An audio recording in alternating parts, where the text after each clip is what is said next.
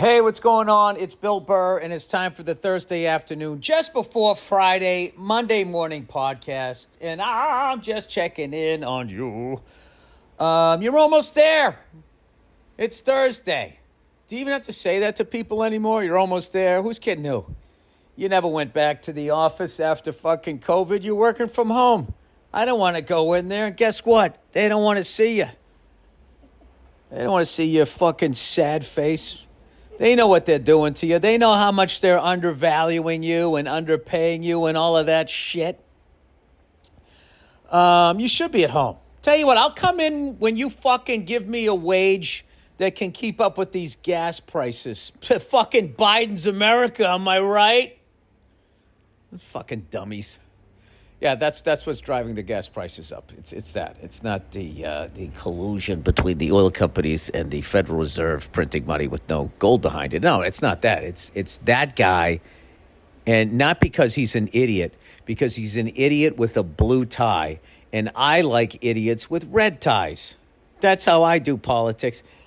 Everybody, guess who's on the podcast? It's beep beep, the lovely Nia. Oh, hello. Oh, hello. Oh, hello. I got a story. Shout out to Nick Kroll and John Mulaney. Oh, hello. Oh, hello.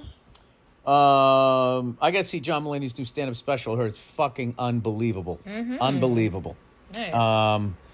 So anyway, I saw this story in the New York Post because I'm an old man. I still buy newspapers. I go out and I get a cup of coffee and I go, oh, would you look at this? A cup of Joe. Yep, I sit there by myself and then I talk to other people at tables who don't want I insert myself. Yeah. Can you believe what's going on with the water company? The water department here. The water company. And they're going to dig up the street. I mean, that's going to be a mess. Listen, you're 55 years old. You read newspapers at coffee shops and complain about, everything. Yeah, I love it. Oh, Billy with his blue tie, red tie rants. Yeah. Oh, boy, here we go again. The blue tie and a red tie, but you both suck. Wow, Bill. Wow. But they're still doing it, though. They're still doing it. Yeah, they're still doing it. You're still doing it, too. So how long are we going to have to listen to you red when tie they stop. And blue tie it? When they stop. Okay. So not for a while, huh? So what you're saying, it's pointless? I do think it's pointless. Okay, well then, okay. If we're going to go the pointless route. Okay. We're going to go the pointless route. When are those women on the shows you watch going to get along? What do you Housewives? all of them? Literally everything that I watch. When are they going to get along? It's never going to happen. But yes. But you don't hear me complaining about it. Damn it. So you just don't care that they don't get along? All right. I guess I shouldn't care that the whole country's going down the shitter. All right. Fine. Fine. All right. With that happy thought. So my old ass, I'm reading the newspaper, and they did this article, right? This woman wrote this article talking about how there was these two twins that played for the University of Miami. They played basketball, Division I. Okay, so I don't give a fuck. Even if you're coming off the bench, you can play. One was averaging 15 points a game. Which, I mean, what do they score in college? 50, 60 points? It's a lot of points. And her twin sister was getting 4 points a game. So there was this big thing about colleges making money off of athletes' images. Okay. And now they somehow, the athletes have won the right to actually make money on what they look like. Mm-hmm. Yes. So these two twins are beautiful, blondes. Mm-hmm. They start taking pictures of themselves in bikinis and whatnot and da-da-da-da-da, right? Growing their followers. Yes. Yeah, and they made $2 million. Oh, good for them. Thank you. This woman wrote this. Because it should be more about their skills and not their bodies. No, because that was her point. They're going like, they made all this money because they're pretty. So-and-so, averaged 25 points a game and blah, blah, blah, blah, blah. But she stopped short of saying she wasn't as good looking. But that's what she was saying. That was the implication, is that the person that's really the skilled athlete? Yeah, athlete. Yep. Is not getting the recognition because they're not exploiting their good looks or the looks. Let me ask you this: people- how that are you what it is? exploiting your looks if you're making money? Yeah, I mean, they have agency if they're doing it themselves. They know what's going to work, and they're twins, and they're both beautiful, and they both are athletic, so I'm sure they have great bodies, and so they're just kind of playing the game, and they're profiting off of it, which I feel like this is what we're I don't know if what we're supposed to be doing, but if that's what they want to do, then they should do it. Yeah, so I just kind of thought it was interesting that they kind of came out and, first of all, she acts like they're playing playing at the University of Miami, playing women's basketball, like they didn't have to beat out a bunch of people to do it. She acted like it wasn't Division I. This one went back to like Anna Kournikova, who was smoking hot. Is that the tennis girl? Oh my God, she was gorgeous. One of the most beautiful women in the world, right? And she was and was like the 8th ranked woman in professional tennis. She never won a major, but she played in them. She could have just been the fucking hottie trying to get a free fucking Zambuca at the local fucking bar. She played tennis and became Zambuca? whatever the fuck it is. Sambuca. Whatever it is. She became the 8th ranked tennis player in the world, and that was all out the fucking window because, you know, she didn't win like a major and didn't do the whole thing. I just think all of that fucking shit is like, it's always comes from women who aren't as pretty as obviously is the woman that they're complaining about. And then it also comes from guys that feel like they can't get beautiful women. They're fucking beautiful if they can make money off of it. Mm-hmm. They didn't set up the deal. That's how the deal works. So they're playing the game. I got to be honest, as a card-carrying misogynist, like, it was great to see this woman write this article and take down those 2 women. Are you officially a card-carrying? Yes. Okay, so after I have my cup of coffee and, you know, read my newspaper. Yeah. And talk about the water company. Okay. I go around the corner and, you know, it's me and a bunch of other fucking idiots. I don't know what I'm talking about. But I don't understand. Why can't they, you know, if you look good in a bikini, why can't you go make money doing that? I don't have a problem with it. But I think that there is a structure in place in terms of, you know, the patriarchy. That's a bigger conversation. That's really what she's getting at. I don't think she was. She was talking about beauty. Well, I want to read the article. Wait, is this somehow going to come down that men fucked up here? This is like literally woman on woman crime here. I'm sure she was talking about something bigger than what you've distilled it down to. Well, that was very That was very condescending. Wow. I Wow. All right. Nia Renee Hill, everybody. Okay. Thank you for stopping by. That's it? Jesus Christ. I'm supporting those 2 fucking people that win $2 million, that make $200 million, right? 20 fucking whatever they're doing. Because I was trying not to say broads. I'm supporting those 2 broads. Whatever. All right. I mean, okay. I guess that it's just fucking, you know something? I have to be honest with you. That is the thing that fucking annoys the shit out of me about women, where it's just like when it's when it's the guy's fault, it's our fault, and when it's your fault, it's still our fault. How do you grow? Well, I mean, that's a question for you. Ask your fellow brethren. That I have to like somehow figure out why a woman would take 2 other women down who made $2 million, who are being exploited by the patriarchy, whatever the fuck that means, right? The university, and they figured out a way to make whatever the fuck that means. They figured out a way to make $2 million. I'm happy. And for then them. somehow that's my fault, and I need to do work. What about the lady that wrote the article? I want to read it, but maybe she's got some bias against. You want to read it? I do want to read it to give her the benefit of the doubt. Should I be giving you the benefit of the doubt? Evidently not, because Mr. Card-carrying misogynist, I should give you the benefit of the doubt about when a woman speaks about what women are going through. I should give you the benefit of the doubt? No. I just think it's interesting. I'm going to read her words. Yeah, but you didn't give me the benefit of the doubt. Your laminated misogynist card can, you know, put that in your little pipe and smoke it. How about that? Yeah. You didn't give me the benefit of the doubt. You immediately thought that I was being a fucking idiot. And here's the thing. I did think that. Can I ask you a question? If you go read this, think that. Are you going to do like a page 90 retraction of your comments on me, like how they always do in the newspaper? Perhaps I will. In a very small print at the very bottom corner.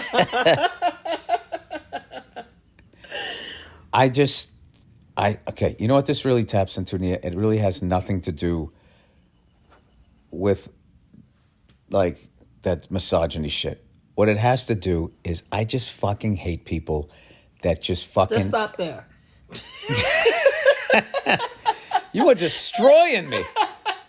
There's really no need to go any further. We got it. All right. Forget it. Woo! It's good to be back. It's great to be back. So what do you want to talk about? I don't know. What do you want to talk about? Are we going to talk about... Did you already mention something that we went through? Are we going to talk about that? No, I don't feel like talking about that. Okay. I just don't because of the patriarchy that owns that hill. And I'm sure Big Pharmaceutical bought the fucking mushrooms and blah, blah, blah, blah, blah. Nia, I fucking can't stand people that hate on somebody because they have something that they don't have, because they're better looking than them, because they're taller, because they have more money, because they came. It's just not a good fucking look. Okay. And you don't grow. And like, you know, it's like, okay, so that you weren't dealt that hand. You were dealt a hand. Play the fucking hand and quit your fucking whining and quit trying to dumb the whole game down to your fucking level so you can win. Figure out how to fucking win. What's wrong with that? Is that misogynistic? There's nothing wrong with that. All right, that's all the fuck I was trying to say. I mean, well, why don't we just stop it right there? There's a few other things that you're not considering in that statement. But what overall... I didn't mean it racially. I'm not talking about race. Oh, all right. I retract that. Can I bring that? That's me rewinding it. Well, then what else? What were you talking about? Oh, man, this is getting good. What else were you talking about then? Oh, just then?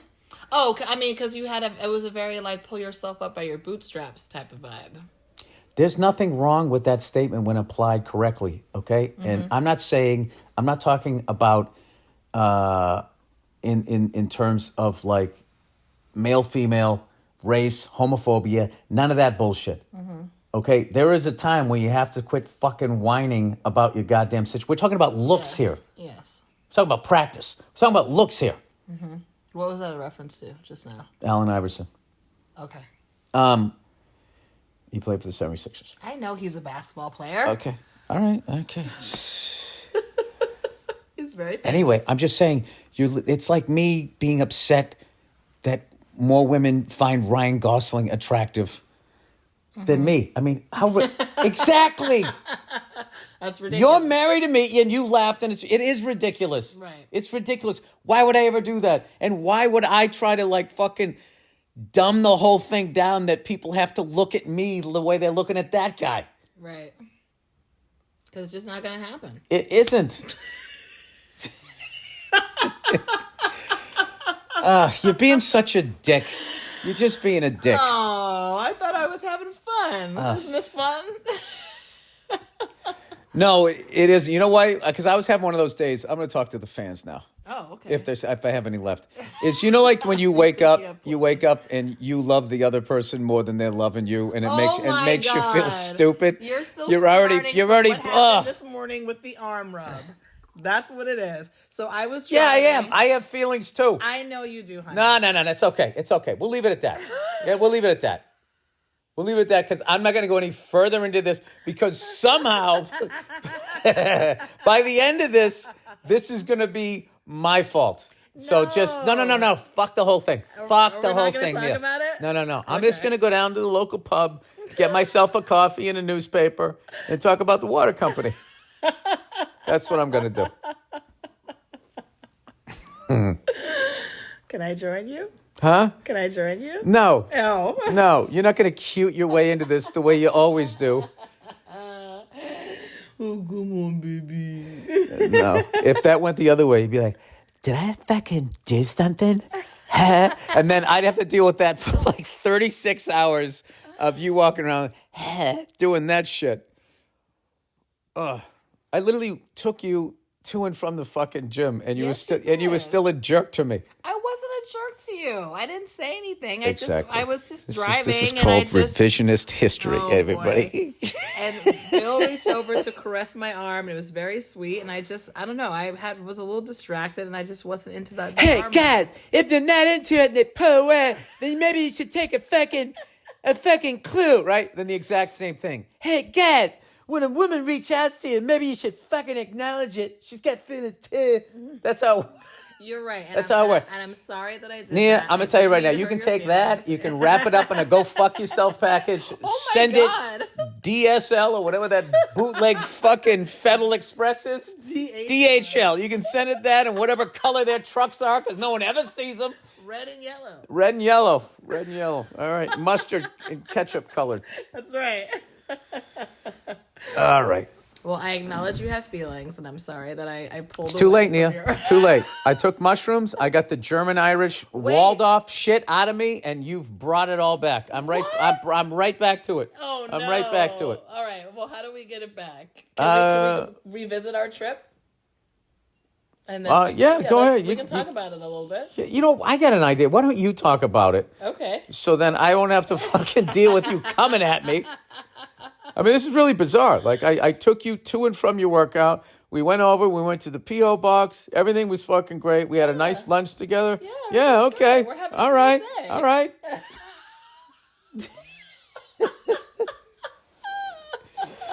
Okay. No, we're good. Are we? Yes, we're fine. All right. I just wasn't feeling the rubbing of the arm. I know, but moment. there was other shit that happened in our relationship before that, so I just wasn't knowing if that was like fucking lingering. No. And no, not at all. The 10-day silent punishment for the 3-minute error. No, it's never that. There's no eye contact right now. There's no eye contact. Whatever. It's totally eye contact. Okay. So what are we talking about on this podcast? Well, certainly not women in bikinis making $2 million. Which I'm all for. I was too. Yeah, I know you are. Okay. I find that you're half right a lot of the times. I'll take that. On any given topic, I feel like you know what I think you're like, right. And I feel like you're like a cat. Oh. Where if I come to you, you're like, get the fuck away from me, and if I ignore you, you're like, what's going on with you?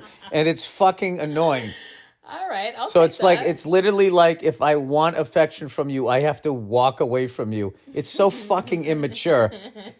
Like all you fucking broads get into that Beyonce mode when a guy steps to him, like, can't get this, babe. My milkshake brings other boy to the all that dumb shit, right? Oh, you fucking don't even try. Oh yeah, all that diva shit. Yeah, because in your heart, like I feel like a guy in a guy's heart of hearts. Mm-hmm. He really wants to be that guy in an action movie with the cool car. He knows how to fight. He knows how to operate every fucking piece of machinery, whatever sort of style you come at. Hanging from helicopters. Smoking hot women. He's banging them, but he's not really emotionally attached, but they're hanging all over his sweaty fucking bicep, right? We all want to be that guy. And I think you guys all want to be like, keep dreaming, baby. You know? I think that's what it is. So when you don't walk up to my Trans Am that I don't even have with the T-tops, it bothers me. And when I don't know. I think I tell you you're beautiful enough. I do. Get your fucking hand off of me. It's over. How am I going to make this up to you? Talk about the mushroom trip and where we were and evidently not there anymore. My favorite thing you said after, well, I know it's still there, but my favorite thing you said after the mushroom trip is you go, was that true? Did that really happen? Or were we just two idiots on mushrooms? And I go, it was both. Yeah. That really did happen. So and I'm going to do like a little something on my Instagram about not this part. This will just be for the podcast. But yeah, so we went someplace and we had mushrooms and it was my first time really taking mushrooms especially my first time taking it in the raw. And it was my first time really having like an adequate dose that would bring certain things out. So, I had heard that we need to have it on an empty stomach. So we took it at 9:30 in the morning. All we had was water, and that shit metabolized like that. And 20 minutes later, real fast and furious. And then we were thinking we were going to go on a nature walk. And No. quickly realized. You were thinking that was your idea. Let's go and walk through nature. Yes, and I was like, going, I don't know that we want to do that. I I was think like, we want to be a nature walk. And I remember I was seeing the condensation on a spider web, and I was like, look at this! Oh my god! I know. And then I was thinking, like, all right, we took an equal dose, but I think because you're smaller, you went a little further. But like, yeah. So when we went back to no, you missed it. We walked and we went to go into get on that trail, and there was like 12 signs saying, we shoot guns here. We got guns. There's guns. Did we mention there's guns? There's nothing here worth dying over. Yeah, worth risking your life over. Yep. And we were like, all right, I see those signs. Like, I hear what they're saying. Maybe we won't be going for this nature walk because God forbid. Yeah, so then we were like walking back up the hill, and it was like a dirt driveway. We were staying in this, there was nobody around. Whatever you say, that rural. Yeah. So, and we were overlooking the ocean and all that. We were up in the hills, and I remember we got like halfway up the driveway, and you just stopped, and you were looking up at the clouds. Oh my god! And your mouth was just hanging open as you were smiling. You were like, oh, it was like all hitting me, and I was just like, "Oh my god!" And I wanted to start laughing, but I didn't want to ruin your trip. But I was so happy for you. I was like, "Oh my god!" But I also I knew that you were having a good trip. Yeah. So you were you were literally tripping. You were just looking at the clouds, whatever the fuck they were doing. And mine hadn't hit me like that yet. So my whole thing was I was just trying to be a calm force to get you back to the base camp. Yes. Which was the move. It was 100% the move. Thank God.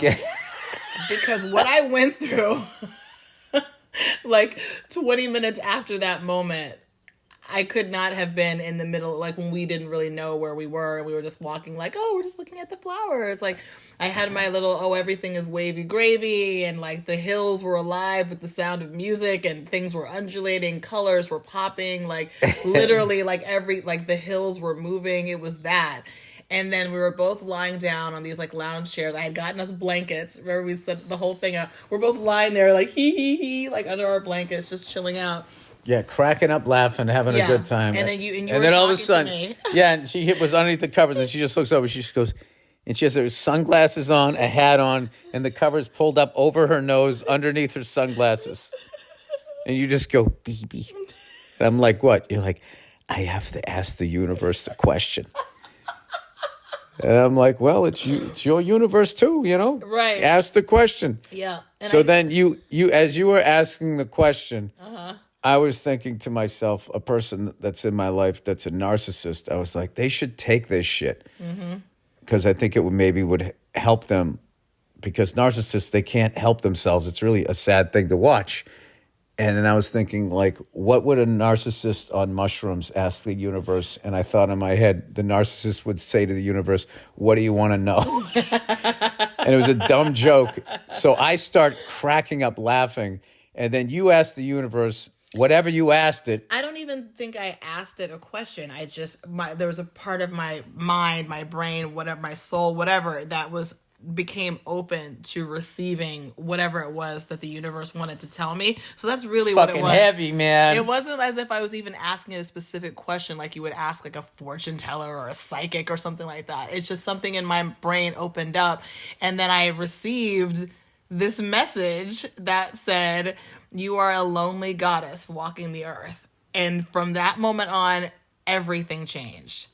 Oh, yeah. Like, meaning you started sobbing. I went back to I don't know how much you wanted to... I'll tell it. I went back to my most loneliest point as a child. My parents are divorced. I had to fly back and forth over the summers to see my dad here in LA. I grew up in Atlanta. I'm from Boston, grew up in Atlanta, but I would fly back to see my dad who moved out here when I was like 8, right? So I went back to that what I recall being like the loneliest moment of just dealing with the back and forth and not really having somebody there to like sort of talk to about things. Cause it was like back then it was just like, go see your dad there. And there was no talking about it. How are you doing? Are you okay? I know, it must be hard.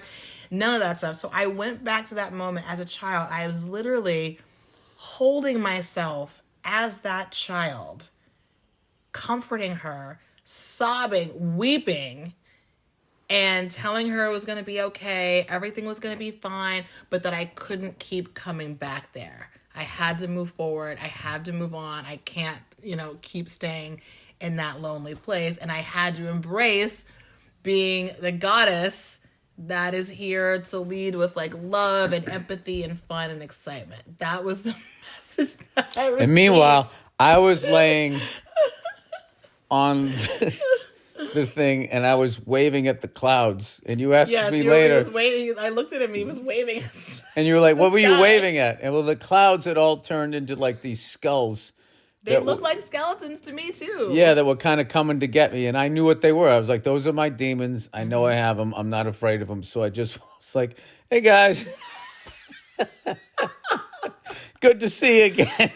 And the second I waved at him, this other cloud came in like it was on a horse with like a fucking sword and just stabbed one, and his mouth just kept opening until it like disappeared. And then after that, I was like, fine. And no, just watching all of your stuff. I told you, sort of. That's why I was joking about the misogyny. It kind of cured me of my misogyny because I've been telling you since the day I met you. Since the day you met me, I was like, "You're a goddess." I've been telling you that. It's true. That's always the compliment he gives me, and so I'm sitting here weeping and sobbing for my lonely child and my lonely childhood. But then then the euphoria kicked in and I was like, oh my God, like I know what it is now. Like I know what it is I've been struggling with. Cause I think about when I was a kid and I, had so much, but I would often feel so sad. And I was like, and I remember thinking, why am I sad right now? Like what's making me sad? And I think it was the loneliness of being a child of divorce. And even though my parents divorced when I was like 2.5, 3 years old, and I don't have any memories of it, I still was very lonely in my journey between them. And they never talked shit about each other. They never put me in the middle. They were very mature. I had a great relationship with my dad. We were in communication all the time. But that journey of going from Atlanta to LA every summer, I think was very lonely for me. To leave all my friends in Atlanta and then go to LA and kind of have to make new friends or reconnect with the friends that I saw last summer that I haven't seen all year. And so much when you're a kid, so much happens in the school year, you change so much. So to have to go and sort of start over every single time, I think was lonely for me. And even though I don't really have memories of all of us together, I have pictures of when I'm a baby and there's the three of us, but I don't know that life. And so there's something very lonely about that too. So to be able to finally like give it a name of the whatever it is that I've been holding on to and struggle with even in like adulthood, feeling like lonely on this journey of life or whatever, that when that came to me, it was like, oh my God, this is what it is, So yes, I was weeping and sobbing uncontrollably, and you were right there with me, like consoling me and all that other stuff. And it was took great. You through the trip, man. Yeah. It was really great. I thought we really had an amazing moment, right? Yeah. No, we did. Just me? No. I don't know how much you want to talk about it, but yeah, it was great. I ain't gonna get into all that. No, we laughed. We sobbed. We told each other we loved each other. We said we were soulmates. We had a great time. Because it could have gone the other way. We could have had a trip and been like, could you imagine? What the fuck have I been doing with you? Could you imagine? Like, but we both were like inside, like saying all these things that we needed to say to each other and like loving on each other and giving each other all these compliments. And like, it was not, should we be together? I don't know. We were very much like, yes. Yep. And then we drove down the hill afterwards. And then we came down. Got something to eat. And then we were like staring at each other at a coffee shop, like, what the fuck was that?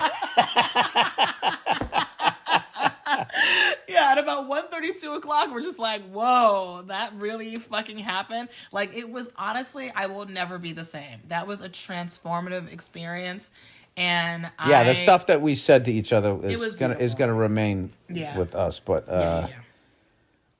and then at the end of the night, at dusk, I was in my truck with the lovely Nia, and Nia loves the ocean, so I just backed it up in this parking spot. We sat in the tailgate and watched people surf.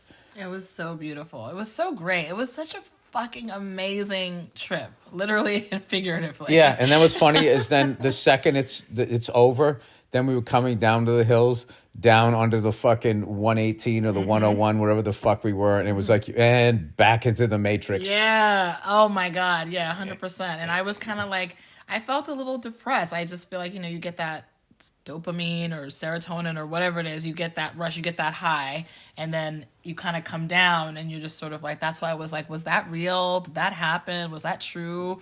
No, or but that's was I why just like a high idiot, like just, and you were like, no, it was real. But yes, we were also high and, all idiots. that stuff and idiots.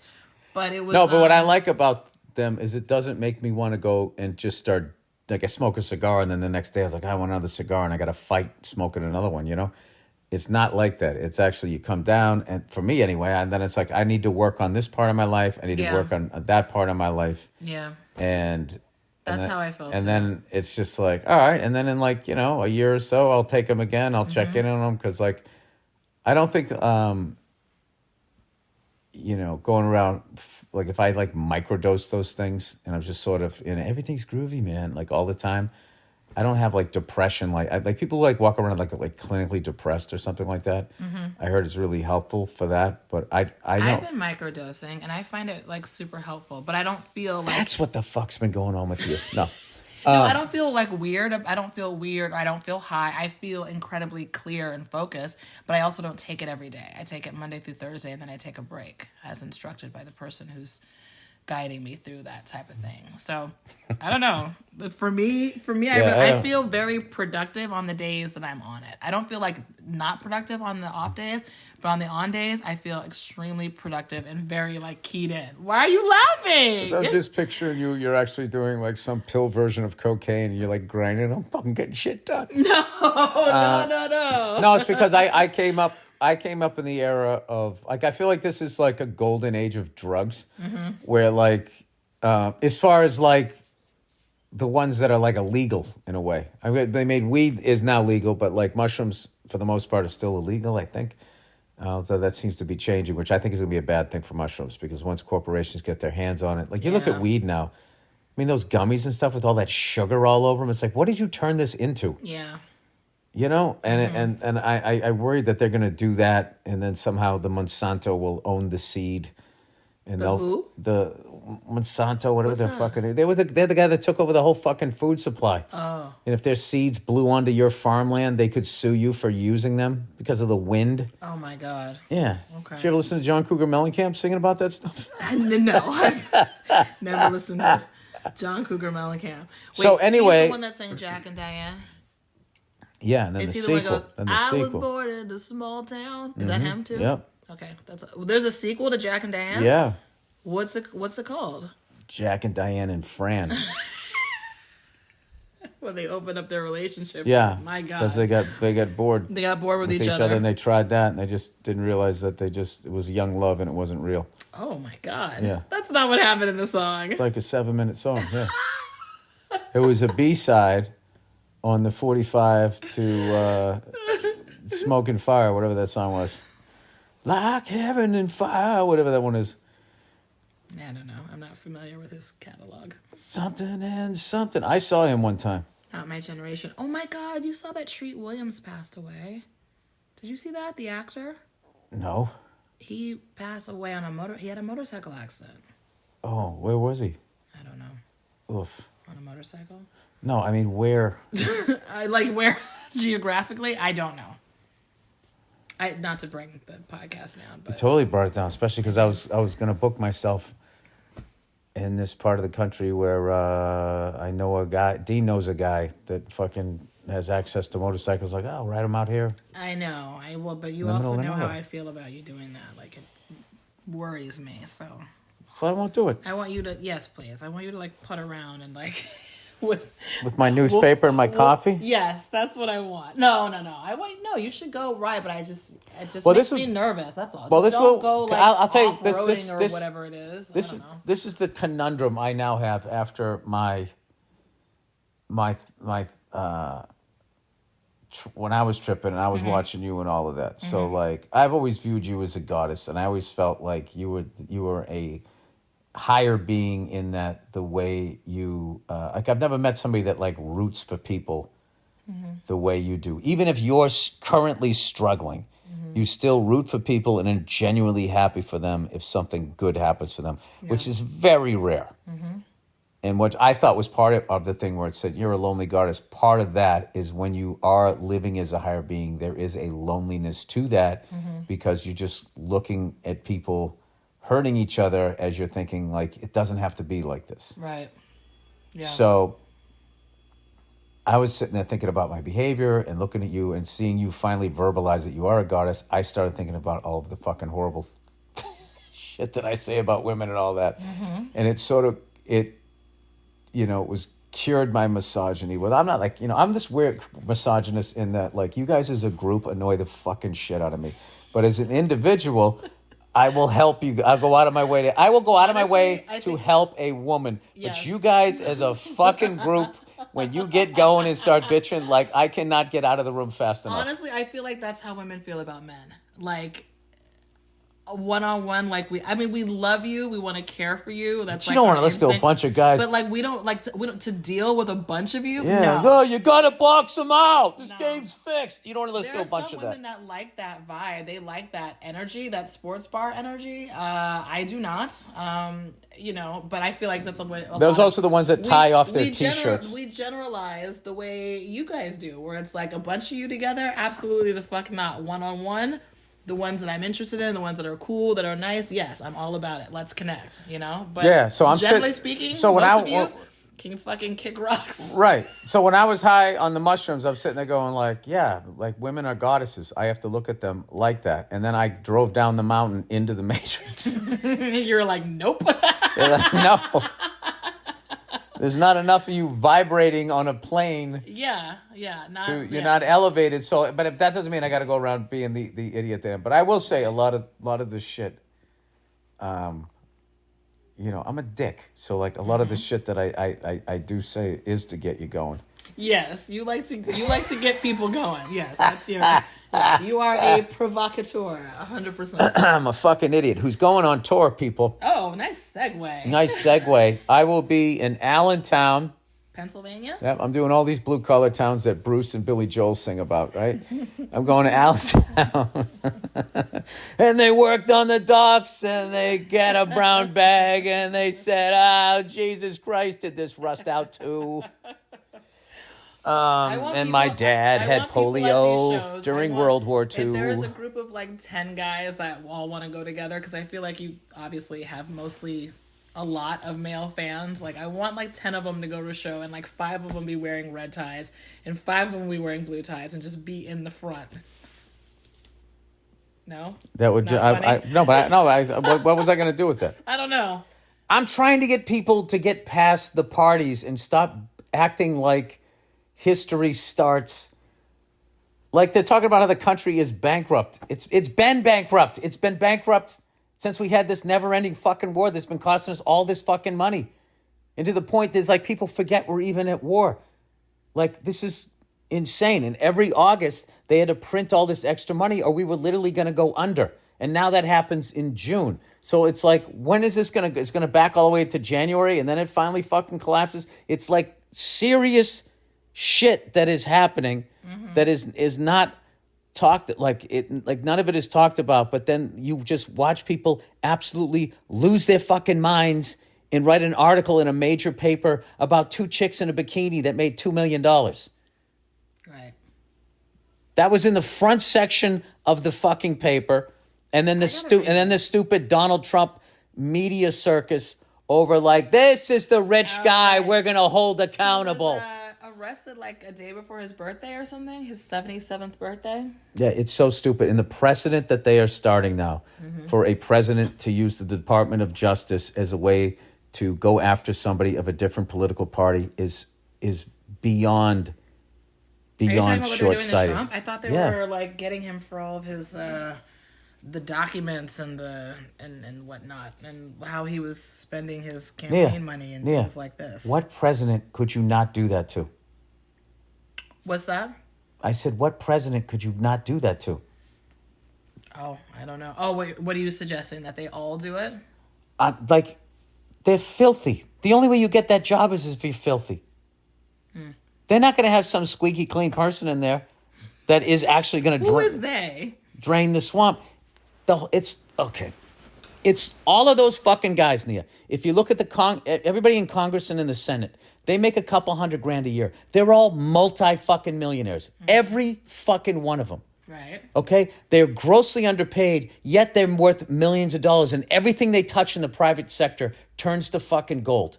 These corporations finance them. They're underpaid to be bribed by what it used to be was robber barons that have now turned into these nameless, faceless corporations. And these are the same ones that when you ask them why they're not doing the right thing, they blame their shareholders, going, well, because of the pressures of our shareholders and we have to make profits. But then when they turn around and they give themselves a $250 million bonus out of shareholder fucking money, they're just stealing it. And for some reason, shareholders never say anything then. I'm saying the whole system is 100%. It's 100% corrupt. Right, yes. And then all of these presidents, when they fucking retire, they then go on the speech tour. And they make $300,000 a night to go 1,000 points a light and all of this fucking shit. Who do they give speech to? Huh? Their constituents? They go out to the corporations that put them in office. And then they do corporate gigs. And then they pay them $300,000. They're just washing their bribe money. And that's how they get their money in their house on Martha's Vineyard. That's what the fuck I'm talking about. So people sit there and the shit that they say, of like, there was no wars when Trump was president. It's like, there's been a never-ending war since George W. Bush. Like, what are you talking about? What the fuck are you talking about? If you're going to talk about this country being bankrupt, you got to go back to the beginning of the Federal Reserve, right through these fucking wars that we're having for profit. That's what's taking us out. Not the evil fucking Donald Trump, not the forgetful Joe Biden. The ship had already fucking sailed. Am I a crazy person? And all of these fucking people that want to amass all these guns to fight against a tyrannical government. It's A, what are you waiting for? And B, the second they figured out how to put a machine gun on a biplane, your gun collection was fucking neutralized. No? I don't know. Whatever. We had a good mushroom trip, everybody. Let me do some reads here. No, I don't understand why people can't fucking see that. It just drives me up the fucking wall. And I blame God, Nia. I blame God. We'll address that on our next All right. trip. Yeah, because he doesn't get any fucking shit whatsoever for the amount of mouth-breathing fucking morons who believe racist shit and dumb stuff. All right. Helix, everybody. It's Helix Sleep.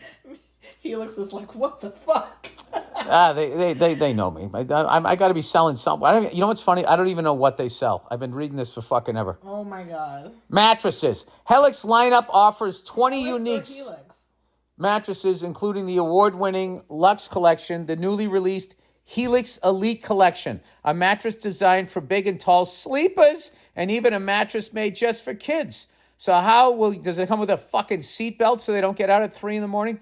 So how will you know which Helix mattress works for you and your body? Take the Helix Sleep Quiz and find your perfect mattress in under 2 minutes. Everyone is unique, Nia. Everybody. And everyone sleeps differently. And that should be okay. That's why Helix has several different mattress models to choose from, each designed for specific sleep positions and feel preferences. I just feel like for me, this mattress doesn't work. Models and memory foam layers to provide optimal pressure relief if you sleep on your side. You bought a new fucking bed, Neil. We got to get one of these mattresses. Oh, I need to follow up on that. Yeah, you do. Models with a more responsible foam to cradle your body, Nia, for essential support in the stomach and other areas. Plus enhanced cooling features to keep you from overheating at night. There's nothing funny than somebody sweating their ass off sleeping. That's the worst. That's happened to me. It's weird. Worst. Some nights it just happens. I wear the exact same pajamas, right? Yes. And some nights it's fucking great, and it's like it's Other not. Sometimes you wake up and it's that James Brown video Yeah. covered in sweat with his hair all sweated out. All right. Plus enhanced cooling features to keep you from overheating at night. Don't want to take my word for it? Helix has been awarded the #1 mattress pick by GQ and Wired magazine. It's even recommended by multiple leading chiropractors and doctors of sleep medicine as a go-to solution improving your sleeps. Helix is offering 20% off all mattress orders and 2 free pillows for our listeners. Go to helixsleep.com/Burr. This is their best offer yet, and it won't last long. With Helix, better sleep starts now. What the Helix, Nia? All right. Stamps.com. Why did I hit stop there? Stamps.com, everybody. With so much of our world digitized or automated, why stick to old school mailing and shipping? If you mail or shipped often, let Stamps.com do the hard part for you. Postage rates just increased again. Luckily, Stamps.com has the best discounts in the industry. Get access to the USPS and UPS services you need right from your computer anytime, day or night. No lines, no traffic, no waiting. Stamps.com has a long-standing relationship with USPS and UPS, and they are able to pass on amazing rates to you, up to 84% off. With Stamps.com, all you need is a computer and printer. They even send you a free scale, so you'll have everything you need to get started. If you need a package pickup, you can easily schedule it through your Stamps.com dashboard. And if you sell products online, Stamps.com seamlessly connects with every major marketplace and shopping cart. Avoid the hassle, man, and get started with Stamps.com today. Sign up with the promo code Burr for a special offer that includes a 4-week trial plus free digital postage and free digital scale. No long-term commitments. Just go to Stamps.com, click on the microphone at the top of the homepage, and enter the code Burr. That is the podcast, everybody. Enjoy the wonderful music picked out by the ever-talented Andrew Themelis, and enjoy a bonus episode of the Thursday afternoon just before Friday, Monday morning podcast.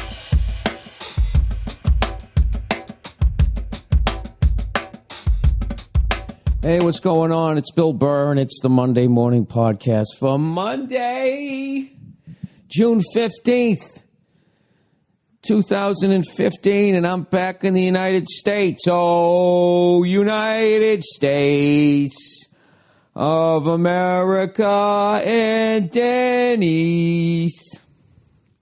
Pigs in a blanket. Yeah, I'm back. I'm back in the United States. And immediately I started putting on weight when I got back here because there's something, I don't know what the fuck is going on with our food. You know, you remember a long time ago they had that book, you know, Why Eat Like a French Woman, Be a Skinny Bitch Like the fucking chick over there in Paris, whatever it was called. The Secrets of Being a Skinny Bitch in Paris when you're drinking your juice in the hood. Whatever the book was called. It has nothing to do with it. Their food is of a finer quality. And, you know, they're constantly having legal battles with who's those fucking evil cunts? What the fuck is their name? The people who own the food? You know, Monsanto or something like that. Ah, Jesus Christ, shouldn't I know this? Monsanto. Hey, fucking Tony Monsanto, he owns all the fucking seeds over here. Yeah, they're constantly fighting them, being like, look, if you want to have your fucking genetically altered food over here, you have to put it on the label that it's genetically altered. And these cunts won't fucking do it, evidently, allegedly. That's what I'm hearing. I'm also hearing that they sue organic farmers, like they fucking plant their food next to... you know, at the property next door to the organic farmers. And then when the bees, like, cross-pollinate, then they sue the fucking organic farmer for fucking having some of their, some of their shit in their food. I don't even get how that works. It's like, well, wouldn't some of my organic stuff be in some of yours? This is like a Reese's peanut butter cup here. But they're bigger, so they sue them, and then they fucking win. So anyways, all I know is if I really have to watch what I eat in my own country, and it's sad. Because I want to eat like a fucking animal, like I did overseas, you know, and I can still walk around and be a skinny bitch in Paris while drinking the juice in my hood. Is that asking too much? God bless America. Land that I love. You know those people who like talk their way through a song because they can't sing anymore? Stand beside her and guide her through the light with the night up above. The band's still playing like da da da da. He's like, from the mountain to the prairies to the oceans, Up above. God bless America. He's throwing a little vibrato at some point. I'm in a dumbass mood. I'm still a little jet lagged. It's 4:53 where I'm at right now. I'm probably going to wake up my neighbors because when you live in L.A., you're that close. You're that close to your neighbor. So right now, my next door neighbor, she's probably lying there going like, who the fuck is singing God Bless America? Oh, God, it's like fucking 4:53 in the morning. You know, my wife watches that show with the ladies there whose dad is now a woman. And, the ones out there in Colorado, the way they fucking talk. I was sitting there, and this was a pivotal turning point in me getting along better with my wife was I just gave into reality TV. And you know what I mean? I just dialed into my fucking inner Caitlyn Jenner and was just like, all right, I'll feminine it up here, right? I'll tuck the package between the fucking... I'll duct tape my balls and dick to my taint for the next fucking hour, and I will sit here and I will watch this horse shit. So I'm watching it, right? And the big one there, as Jay Lawhead calls her, the power forward of the Kardashians, all right? She's driving the meerkat one and then the one who's married to the fucking Kanye West, the always humble Kanye West, right? And they're driving over because she's trying to figure out, if the fucking, if the splooge made it to the fucking hangar area. Sorry, I'm not trying to get all medical on you guys. She's trying to see if she's pregnant or what. I don't know what the fuck's going on. So they're driving in some SUV. They're in Wyoming, right? Because that's what rich people in California do.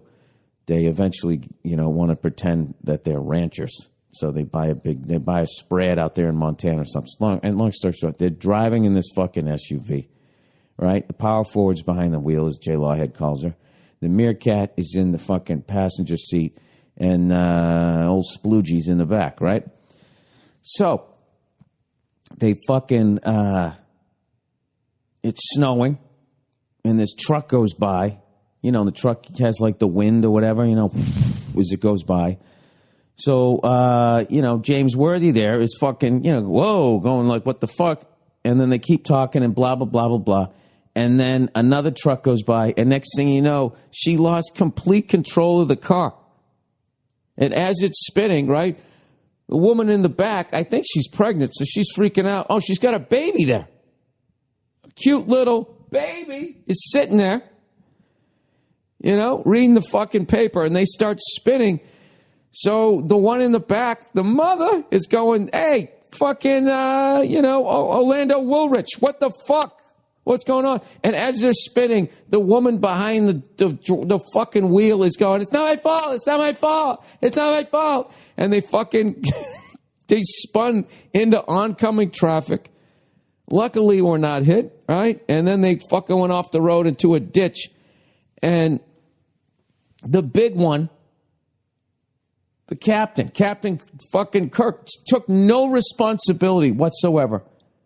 Was just like, and was actually mad at old Sploogie back there because she was upset with her.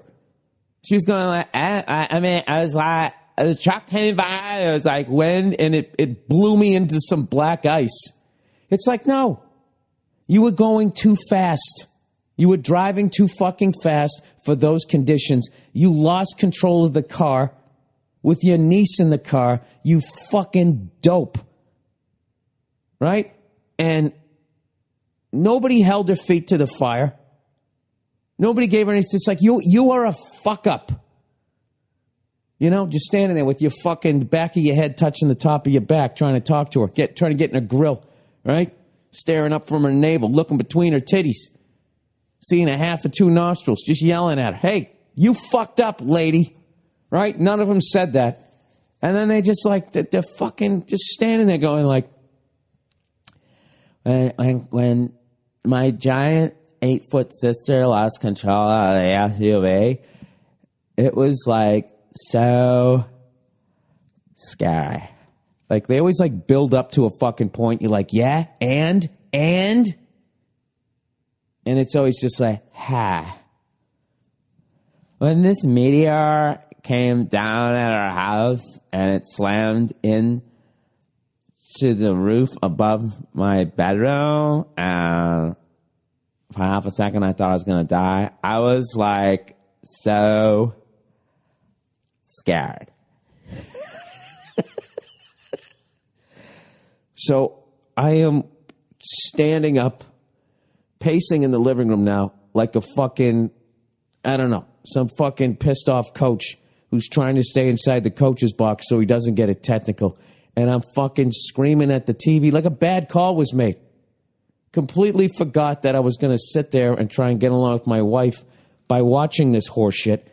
And I'm yelling at the TV. I'm like, no, you fucking 8-foot cunt. You fucked up. You were driving too fast. Fast? My fucking voice cracking. You were driving too fast, man. Your fucking niece is in the car. Right? Slow the fuck down. You're driving a 4-wheel drive vehicle? You fucking dope. Oh, my God. Done with that show. That was it. I tried. I lasted fucking one clip. I'm done with that show. Fucking done with that show. I fucking hate when people do shit like that and people call them on them. Yeah, it was your fault. It is your fault. Stop being powerless, you moron.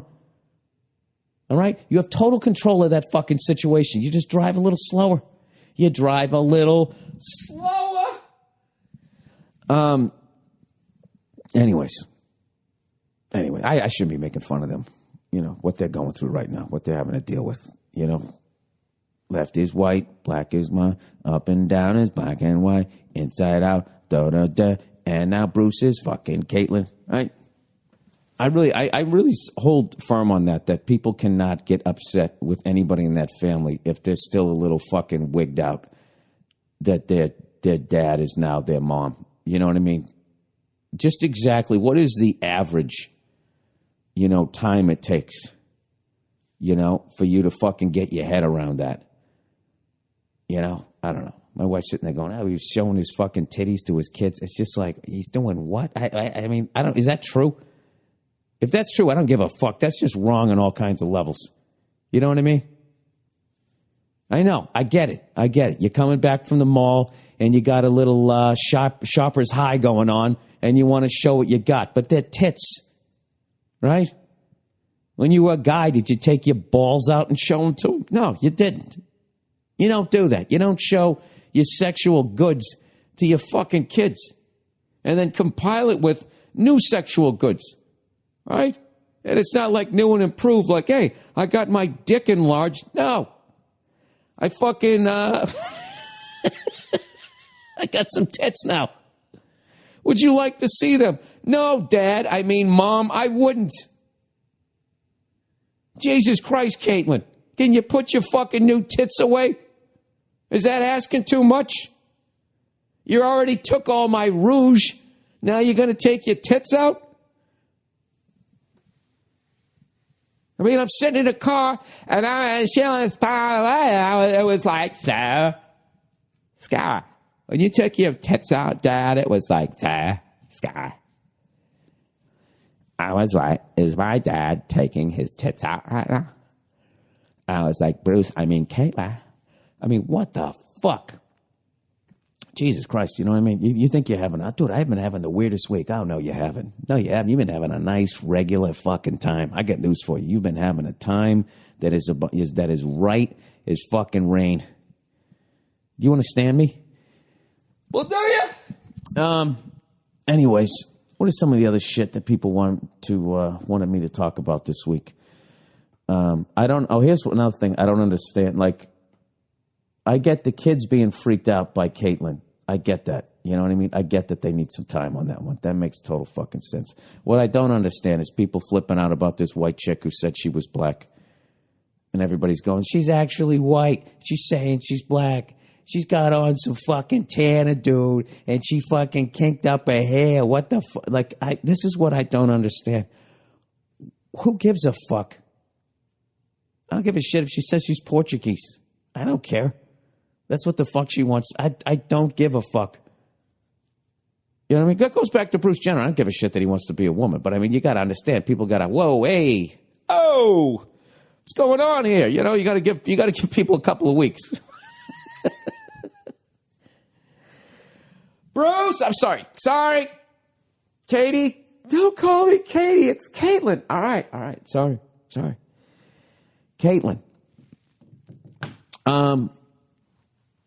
Anyways, yeah, this white chick who said she was black, right? The only thing I think was fucked up out of all of that, Rachel was her name, which should have been a dead giveaway. Have you ever met a black woman named Rachel? Oh my God, Rachel, you look so dope today. Oh my God, Rachel came in and she was like so fly. All right, Rachel Dolezal. Now that sounds like a black woman's name. Her last name, she should have flipped around. She should have been Dolezal. No, Dolezal. I don't know how to say it. Anyways, Rachel, whatever, 37, was pictured outside of her home Friday for the first time since the scandal erupted over her misrepresentation of her race. This is what people are flipping out about. Not that our fucking food is, I don't know, whatever the fuck they do to this shit. They don't tell us. Genetically altered. Baby seals washing up onto the fucking beaches. Fuck all of that. There's some chick from some fucking godforsaken place pretending to be black when she's actually white. Let's focus on this. Huh? She also responded to her detractors in a new interview saying, what I'd like to say to them is I don't give two shits about what you think. I like that. There you go. There you go. You go, girl. She then added, I do consider myself to be black. Her parents revealed Thursday. This is the only thing that I thought was fucked up. All right. Her parents revealed Thursday she started disguising herself as black in 2007 and no longer speaks to them because they will ruin her image. This chick is out of her fucking mind. But in the long and short of all of it, who is she hurting? You know what I mean? It's as far as the white persons go, could you be any more involved in bettering race relations? She killed off the white person inside of her, right? She's working at the NAACP. I mean, what more she got to do? On some level. I mean, she could have just been some privileged fucking white chick riding around in a fucking SUV. And I was like, sir. Right? She could have been that. Instead, she does all of this shit. But I don't understand, like, cutting off your fucking parents. You know what I mean? I wonder if she called them crackers. You crackers got to stay away from my black ass. My newly black ass, because you're going to ruin my image. She has been a civil rights activist in Idaho. That's not an easy gig. I remember a long time ago, a comic I knew was working the Funny Bone up there, and the Klan was fucking having a demonstration in Boise. And he called up the club. He was black, by the way, and asked for a ride over. And they wouldn't give it to him. And they were like, why do you need a ride? It's a quick walk over. He's like, because I'm black and the Klan is having a fucking rally, you assholes. And then the club was just like, oh my God, why are you being so difficult? So she was an activist in Idaho. She also teaches African studies at Eastern Washington University. And that's a little bit fucked up. You know what I mean? I think she can report on it. I don't know if she can teach about it, right? Or maybe, I guess, if you read up enough on it, you can teach the class. I have no idea. She is facing a city ethics investigation after identifying herself as black in an application to serve on a local police ombudsman commission. What the fuck? Ombudsman? You know, I've been speaking the English language, or at least attempting to, for 47 fucking years. Ombudsman. Definition. Anybody know? Does anybody know? Oh, ombudsman.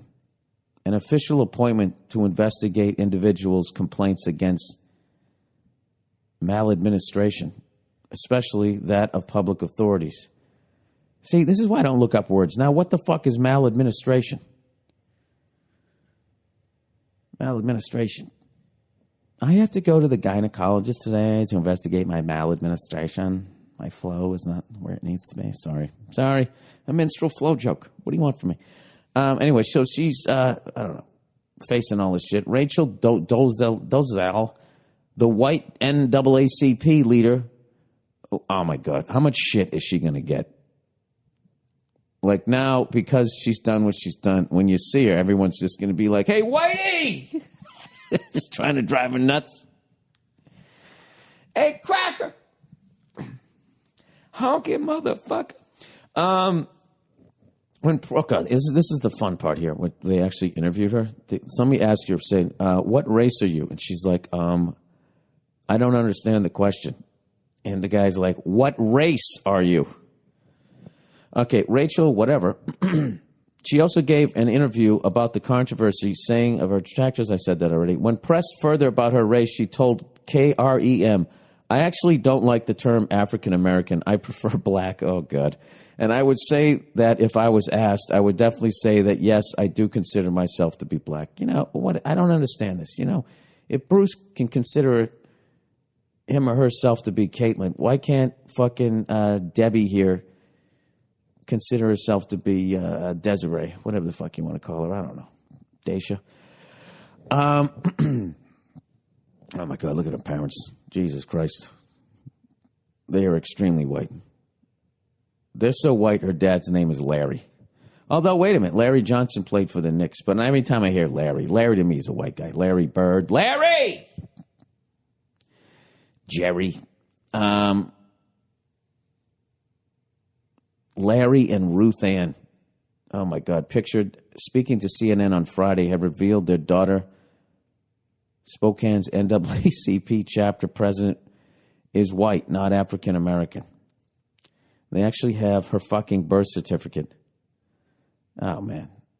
Oh, Jesus. You know what it is? With the way she's done her hair, she kind of looks mixed. Although when she was a little girl, she looks like she was on the Olsens. The Olsens? No, the fucking Little House on the Prairie. Hey, did anybody see that fucking article on Lionel Richie in GQ magazine?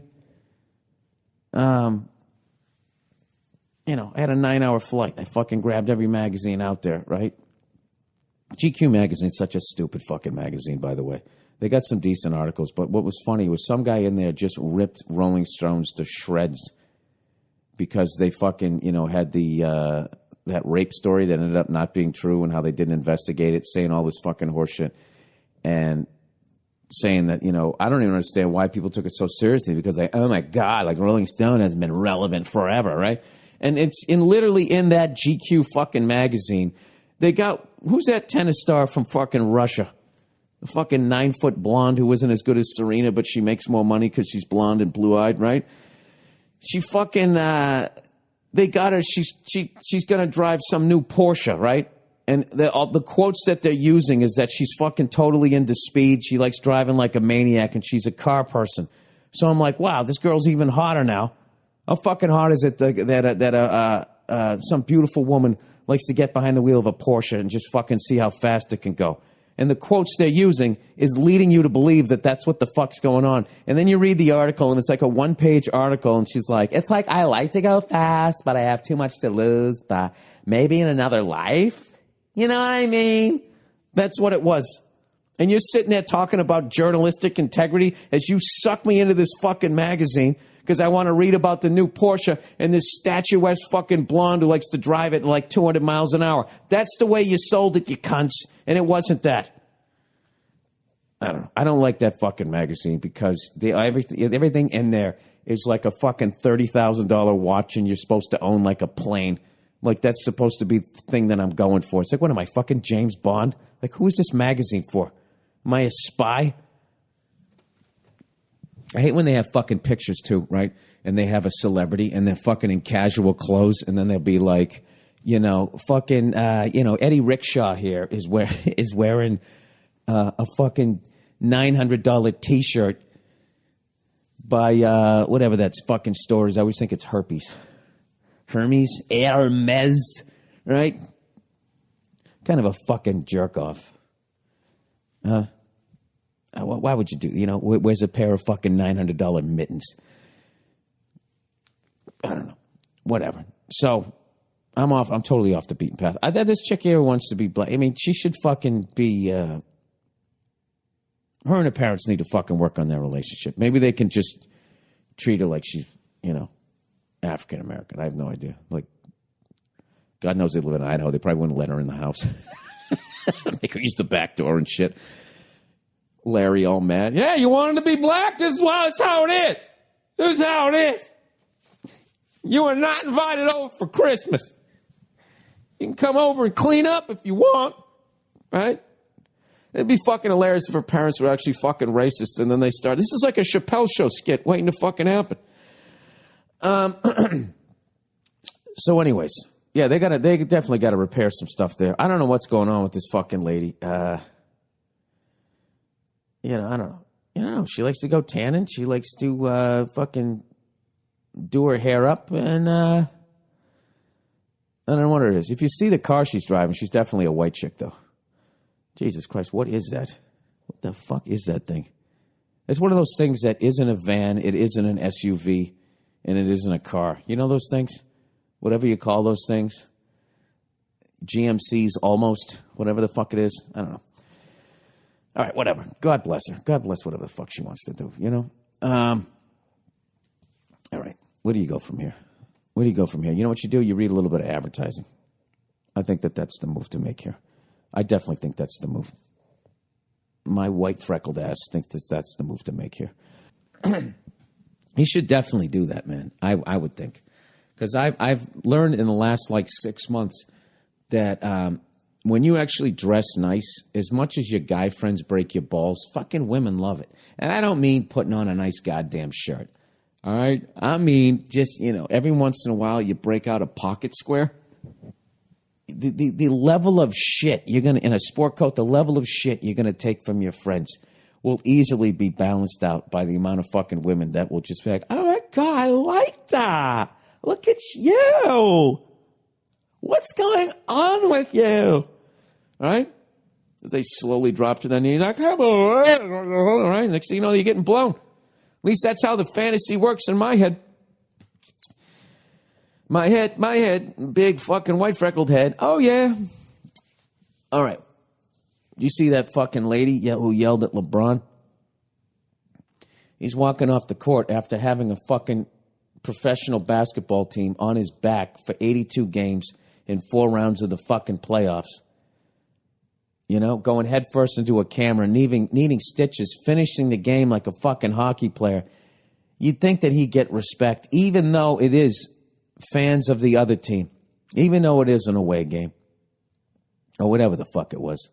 Wasn't an away game. I don't know. I don't pay attention. So he's walking off the court and some lady yells at him from 10 feet away. She's like, hey, LeBron, what's it like to be a punk ass bitch? And I love the security just goes, watch your mouth, lady. Watch your mouth, woman. Watch your mouth, woman. Watch your mouth, woman. And LeBron just stopped and glared at her. And I can't tell because everybody did so many mishmashes of the video. I believe she went, sorry. What is wrong with people? That's one of my favorite moments in sports is when some asshole in the crowd yells something. Because, they're looking at him like they're a cartoon. All right? She wouldn't have said that shit to a regular-sized LeBron. Forget about, what is LeBron, 6'7", 6'8", 6'9"? The guy's literally a giant. Yeah, the guy's a giant. What's with my fucking voice this week? I just love when he just stopped and fucking glared at her. But you know what I mean? What would you expect from a sports fan from California? All right? They are the worst. I am a huge sports fan, and it's depressing how bad sports fans are in the entire state of California. Every fucking thing they say ends with the word bitch. This is our house, bitch. What, bitch? Fucking Dodgers, bitch. They're the fucking worst. They don't know a fucking thing about the game. And I know there's going to be a bunch of people being like, I know about the game. I'm just saying generally fucking speaking. All right? Listen, if you actually said, hey, Bill, you're from Massachusetts, and every time they pan into the crowd, those are some of the ugliest collections of human beings I've ever seen in my life. I would not argue with you. All right? And I am part of that. If I was in the crowd too, I would cause you to recoil. I always see it whenever they pan into the crowd at Boston. I'm always like, Jesus Christ, look at those people. Look at them.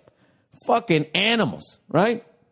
But I'll tell you something about those animals. They know the game, and they can talk the game. And so can fans in New York, all the East Coast. They can fucking talk the game. People in the Midwest, great fucking fans. Those maniacs down south, they get after it. They can talk about the game. I don't know what the fuck it is. The state of California. You know, what's up? NBA Finals, bitch. This is our house, bitch. Hey, LeBron, you punk-ass bitch. I don't get it. Everybody sounds like they're in one of those awful car movies, right? The Fast and the Furious in 24 seconds. Get that car out of here. All those fucking movies. Gumball Rally. All of those, they all sound like everybody sounds like they're on fucking MTV Cribs. I don't understand it. I don't know what it is. I don't know what caused it. Was it reality television? You know what I mean? Reality television, they had this formula where they would always have 9 annoying white people and then somebody black, and they would stick them in there. And then eventually, the black person lost their fucking mind because they're living with 9 white people. The same way as a white person after a fucking while. You know what I mean? The black person is sitting there and, you know, listening to James Taylor in the background. I mean, how long do you expect somebody black to have to deal with that before they fucking flip out? You know? And I just think watching them screaming and yelling, I noticed over the years, all of a sudden, like the fucking white people on the show, when they would flip out, they started yelling the way the black person yelled. It's been a real weird thing. Like when you, regardless of your background, you know what I mean? You could be like, you know, the whitest, like, oh my God, like, I called this and everything was like that. Nah. All of a sudden, if you were on a reality show and you got into a fight, you'd be like, what's up, bitch? This is my house, bitch. Your fucking head would be rolling all around and shit. I don't fucking get it. But anyways, fortunately, the only place in sports fandom that is seeped into is the California sports fan. The fucking worst. The worst. I will say, though, every once in a while, when you meet a California sports fan that actually knows the game, it's one of the great fucking moments that you can have in this state. Like, I stopped going to sports bars. I stopped, like, if I go to a game, I don't wear any sports paraphernalia. I just don't. I don't do. I mean, look at what the fuck they did out here. They goddamn Dodger fans. You got a dad with his kids, beat him to the point where he's permanently brain damaged. Fucking baseball, bitch. That's just, I don't get it. I don't fucking get it. So it doesn't surprise me that she said that. I love that LeBron stopped and glared at her, and she was able to be like, "Oh, that's not a fucking hologram. That's actually a real person." Is hologram the right word? I was like halfway through that sentence. I was like, don't say it, Bill. Don't say it. I'm going to try a new word. I hope it's right. So anyways, the fucking Golden State Warriors. I actually watched the game, and I watched that kid there with his chew toy, his little pacifier coming out of his mouth every 2 seconds. I don't give a fuck that he does that, and it drives me up the fucking wall. That is one of the greatest shooters of all time. I was actually sitting at the bar with a buddy of mine, and he was saying that guy is the greatest shooter in NBA history. And I was like, whoa, hey, oh, wait a minute.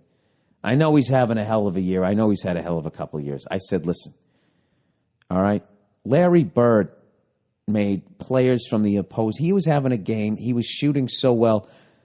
Players on the opposing team, when he hit like his 50th fucking three-pointer of the game, it seemed, they fell off the bench. The coach of the other team had to scold his players to stop cheering on this guy who was killing him on the other team. All right? So out of respect for Larry Legend, out of respect for Kobe Bryant, I've never seen a guy have 2 or 3 guys hanging on him from beyond the arc and do a turnaround jumper and it fucking goes in more than that guy. However, I will say this. If Curry plays at this level for the next, for 5 years straight, without a doubt, he's the greatest shooter I've ever seen in my life. I've never seen a guy hit threes the way the guy hits threes. I mean, I like Larry Bird, Reggie Miller. They've had those games, but it just, this guy is like unconscious every fucking game. I've never seen anything like it. And watching LeBron carrying this team, I mean, I'm not, as you can tell I don't really know this fucking sport, but like watching what that guy's doing with that team, man, putting that team on his back, dude, like just how much that guy, remember that guy a few years ago? He was that guy who didn't want the ball at the end of the game. And now he's this fucking beast. And for that fucking lady to be, what's it like to be a punk ass, what the fuck are you talking about? I wish she turned around, went to walk away, and he took like his 8-foot arm and just reached and grabbed the back of her bra and went whoopish, right? He couldn't have done that. It would have sent her flying over 8 rows. But if ever it would have been deserved, I would think so. And I have been watching the Stanley Cup final. The Stanley Cup final. The NBA Finals, Stanley Cup final. You know, I actually think that somebody corrects me on that every fucking year. And I'm always just like, I'm just at that old age now. I'm just like, I say it. I've been watching that one, and I think the Blackhawks winning that Game 5 just won the series going back to Chicago. That's really not, I'm not going out on a limb, but there's that amazing thing when you see a truly great team that's going to win a number of championships, their ability to step up in the moments and their ability to know how to win a game that's lost. They stole that fucking Game 5. No, they didn't. No, they stole that. Game 4 was the one they stole? I think they stole Game 4. Game 5 was when the fucking Tampa just kept fucking up on their own end. They fucking, the goalie and the defenseman run into each other. They look like pee-wee hockey. And they had so many giveaways in their own fucking end. I don't know. I bet as a Tampa fan, your heart had to sink when that fucking happened, considering every goddamn game has been a 1-goal game. That the fact that you give up an easy one like that, you must be thinking that's like being down like 3 goals in this series. But anyways, it's been an amazing thing. And if Chicago wins 3 in the last 6 years, man, I would say that they are the new Detroit Red Wings. And I mean that as a highest compliment, because the Red Wings had that run for like 10, 11 years where every time you thought, you know, their stars, like, okay, Yzerman's getting old, all right, this is done. They just have that next fucking superstar step in, and they just fucking knew how to win. And I'm a big fan of dynasties. I like seeing, like, I don't like this team wins. Next year, this team wins. Next team, this team wins. Like, you need dynasties. So you have like that, those timeless players. You know what I mean? Like, as much as people, you know, who play against the Blackhawks all the fucking time, say like Vancouver fans who probably hate the fucking Blackhawks, right? Or Minnesota fans, St. Louis Blues fans, as much as you hate them, you got to admit, even now, Jonathan Taves, he's the fucking man. You have to. I don't give a fuck. I don't give a shit if you bleed your fucking team's colors. You just, there's no way around it. So anyways, I'm going to watch that game tonight, and I actually think that Chicago closes them out. However, I am going to be rooting for Tampa because I don't have a dog in this fucking fight, and I don't want the hockey season to end. I'd like it to go 7 games. And by the way, I think this has been the best NBA Finals and Stanley Cup Finals like in the same year in a long time, and it's been fucking great. So I'm glad I'm back in the country here where I can actually watch this shite. And speaking of which, am I going to go to no, I'm not going to go to these yet. Did anybody see Hillary Clinton's fucking speech where she went up there dressed in Democrat blue? Oh, my God. At the risk of burning a bit, because I'm definitely going to talk about this, to sit there and watch her talking about rich people when her and her husband go to that Bilderberg fucking meeting every year where the world's richest fucking people, most powerful military people, and most powerful political people all get together and decide how they're going to carve up the country, the fucking world this year. She's at that fucking meeting, and she's sitting there talking about the working man. This country doesn't work if you guys can't work. Whatever the fuck she said. I'm going to get you guys some jobs. And everybody's like, yeah, you dumb little flag. I don't. She's literally making fun of the super rich. And it's like, Hillary, how are you going to get into office? You were a senator. What does that pay? A couple $100,000 a year? This fucking job costs $100 million to get. Costs $100 million to get, to then make like $400,000 a year as president. Right? How the fuck are you going to get that job? From what? Regular Joe's $25 contribution to your fucking campaign? Or these fucking cunts? The exact rich cunts that you're talking about is how you're going to be fucking president. You're going to owe all of them favors. And you're going to do exactly what the fuck they tell you so you can get a second term. And then in the end, when your fucking presidency's over, you're then going to go around the country and give speeches for $1 million a night.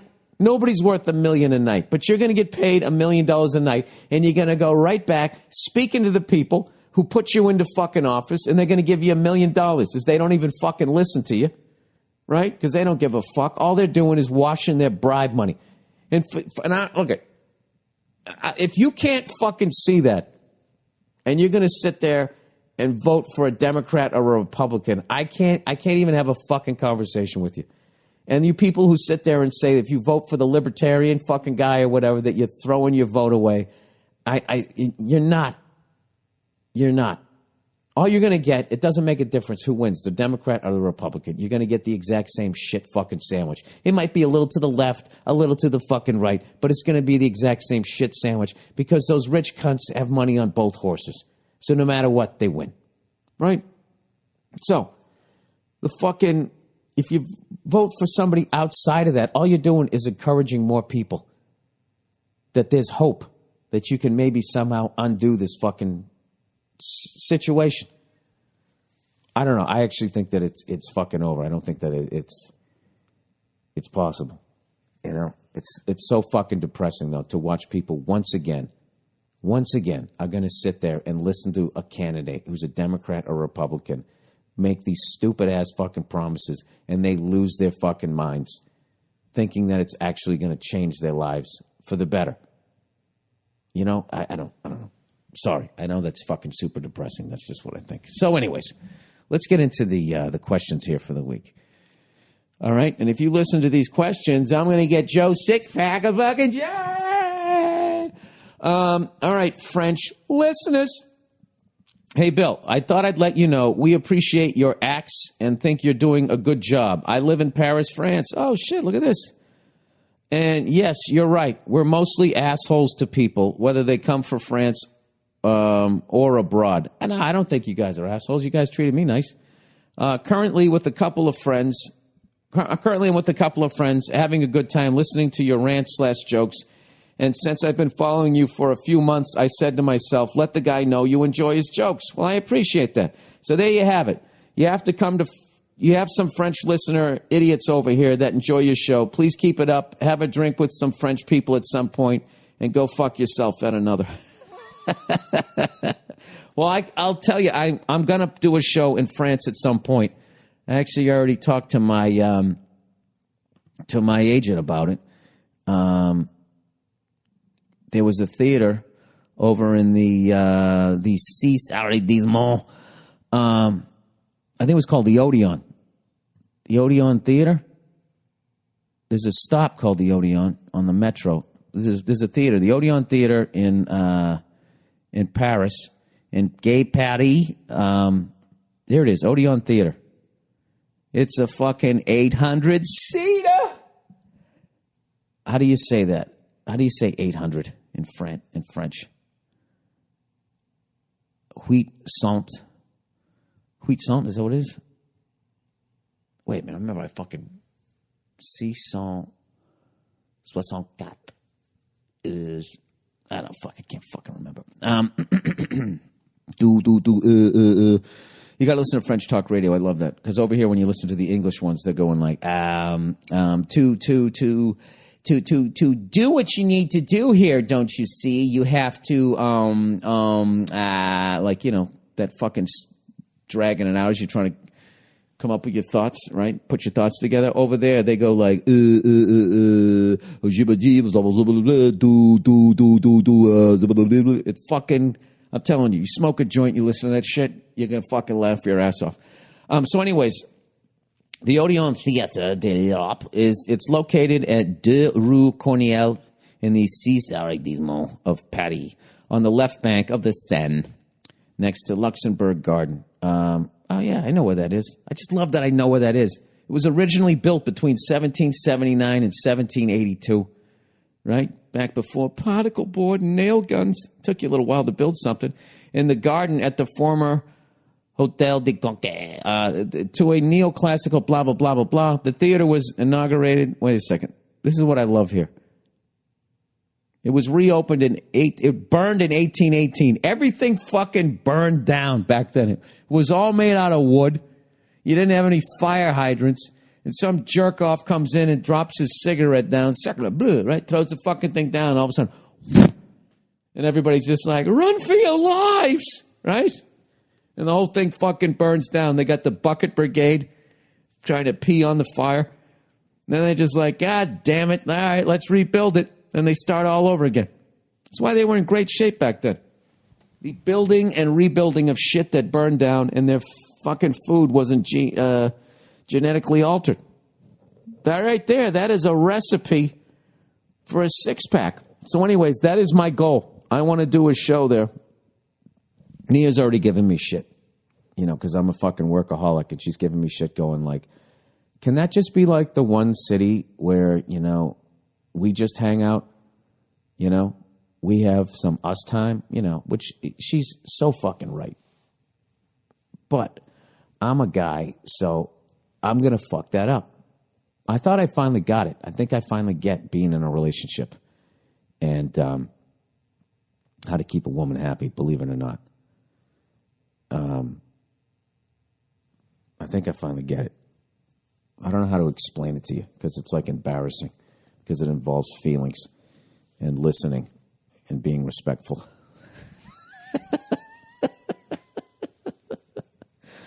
And all you women right now who went like, you see? That's a two-way street. All right? It's a fucking two-way street.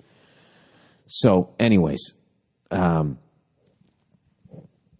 don't give a fuck. I'm still going to play over there. Come on, man. To have a show in Paris. If AC/DC can play in Paris, you know what I mean? They can't, There's no fucking way I can sit there and not want to play that place. I love AC/DC. Bon Scott, one of his last fucking shows he plays in Paris. I gotta fucking, I don't give a shit if 40 people fucking show up. Right? I don't give a fuck. I'm going to do it. I'll be like, look, it's one fucking show. It's one show. She'll give it. She's a sweetheart. So anyways, that's nice. I actually got some letters here from people from France, and they're actually helping me with my French. All right. The French correction from a lady. That's fucking great. Hey, Billy Boy, I'm listening to your last Thursday afternoon, Monday morning podcast, and I have to correct you about your French insults. Oh, by all means. I don't want to be like Roman Moroni. You fucking bastages. That's a fucking quick question. The next one of you fucking ice hoes that something, remember that? He's going to have his fucking bells in his sling, you corksucker. Jesus, the mouth on that guy. Roman Moroni's one of my favorite characters of all time. It's in Johnny Dangerously. He's an immigrant, and he has a potty mouth, but he mispronounces all of the curses. So I don't want to be the Roman Moroni of France. So anyways, she says, I'm listening to your last Thursday afternoon Monday morning podcast just before Friday. Just checking in on you. And I have to correct you about your French insults. If you want to say fuck your mother, we usually say Vanica ta mère. I'm really nervous about Niquer. Like that could be like I could accidentally say the N-word there or say something homophobic because the N kind of looks like queer. Niquer. Vanica ta mère. You got to help me out. Can you sound spell that so I don't fuck it up? Say that instead of Basser is preferred here. About this is bullshit. About something. A better translation will be c'est de la merde. This is shit. I like that better than this is bullshit. This is shit. You're getting right to it. C'est de la merde. Hey, Jacques, c'est de la merde. C'est de la merde. Rather than saying "ce sont des conneries," connerie can be employed when you want to say to someone what you say is bullshit, and the translation is tu raconte de conneries.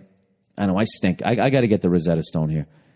And the last one, employed, very employed in France. Let's see, look, they're trying to. They're fucking up the English here. I guess this means used a lot in France. Espèce de connard. I hope I'm saying that first word right, which I'm probably not. When the person in front of you is the biggest asshole that you've ever met in your life. What does it mean? Connard, is that pig? You fucking pig? Or does that mean you're an asshole? Oh, there's two ends. I don't know. Well, thank you, Sabrina. Hey, by the way, you guys, anybody French listening to this, if you can help me out with anything just like nous allons bruncher. We're going to brunch. I learned that yesterday, right? We were going to go to brunch. Because I had I'm trying to fucking be a better husband here. So I'm just like, all right, this is your ESPN Sports Zone. Let's go to fucking brunch. And, oh my God, what a shit show. Brunch is the dumbest fucking thing ever. Let's go to breakfast when everybody else is going to breakfast so we can all, you just see these fucking people as you're driving over there, all these breakfast places, but you're not going to them, and you just see all of these people just standing outside, sitting on benches, staring at their fucking iPhones. You know what I mean? And considering breakfast is the easiest fucking meal to make. You can't scramble up some eggs yourself while your wife makes some pancakes. You can go make yourself a Grand Slam breakfast. You guys can sit around, right? Somebody's got the orange juice. You got some music playing. And guess what? There's a table. The kitchen table. No waiting.